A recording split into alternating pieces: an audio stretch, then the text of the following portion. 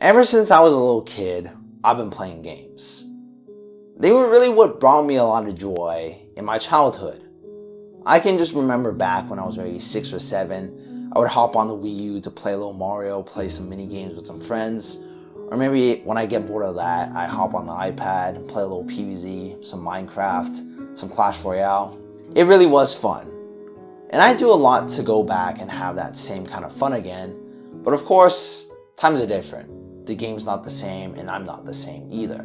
But something that I realized recently, or I think a lot of us have realized for quite a while now, is that games get stale a lot quicker.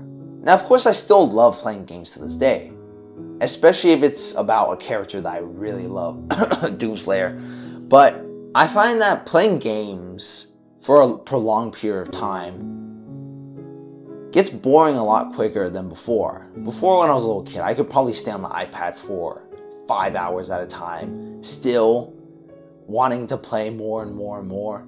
But now I feel that I don't really feel like playing a game after an hour or like 2 hours at most. But thinking back now, I think what made games so fun back then was this new idea of progression. Because back then when we were little kids, we had no idea what progression was. We didn't know of the word. It just kind of happened. We knew and we could feel it. We didn't have to understand, but we could just feel that we were making progress in a game. But having played games over and over so much, having gone through the same sort of progression styles and the same sort of progression system over 1,000 times at this point, it gets a little stale over time and it gets a little repetitive.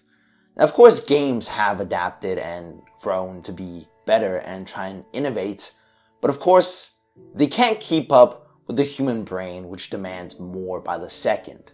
The only reason why we had so much fun progressing back then was because it was completely new. It was a novel and cool thing that we could chase and look for.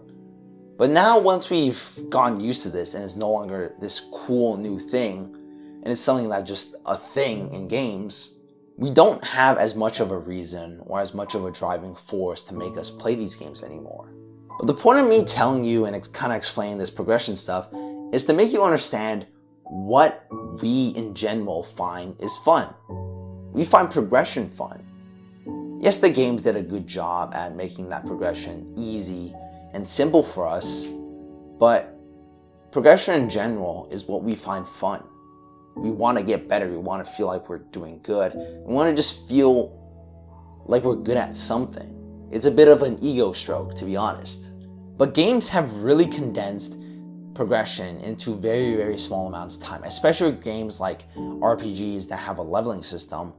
You don't need all that much time in comparison to a lot of other stuff in order to completely master the game or max it out. Now, of course, there are exceptions where you're playing a shooter. It's a skill-based game, right?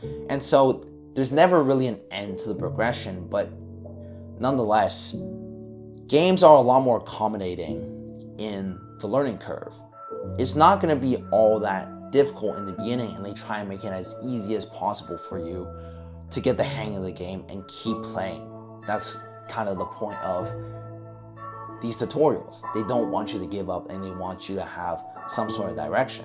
So I think adding some progression into our lives and finding something we can progress in real life can make it a lot more fun, right? But due to these unrealistic expectations that we've kind of built up over time from social media and gaming somewhat, we've kind of learned to demand a lot from anything. And that's why a lot of people, I find, give up before they even get into something. They expect things to just happen on their own within the first hour or so, within the first workout. But that's not realistic. And what the end of this video is really going to be is how you can change some of those expectations. And the first thing that I'm going to suggest is to find something or to do something and start with it that's highly rewarding. A lot of people will go towards something that's easy to stick to, something that basically means it's easy to do, right? They can consistently keep up with it without having to give all that much. But I find that you need something that gives more than you give in. With these easy to do things, you're gonna be given very little because you give little in return. But with something like the gym, this is the best example I can think of right now.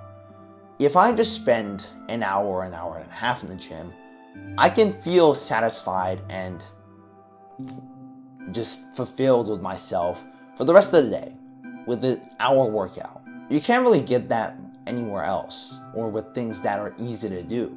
You need to have something that puts you in a positive feedback loop where it teaches your brain that this is a good thing, we want to keep doing this and it feels good to do this. Not just something that we can do willy-nilly and throw it aside. But the second suggestion I'm going to have is to have something you can progress in that has trackable progress, preferably with numbers. Now the other example that I can think of that I'm doing right now is chess. I'm trying to get better at chess, and chess is something that I decided on because one, I'm really interested in it and I want to get good at it, but also I find that I'm motivated to continue playing because there's numbers. We like seeing big numbers on our screen, right? Especially in the context of whatever you're doing.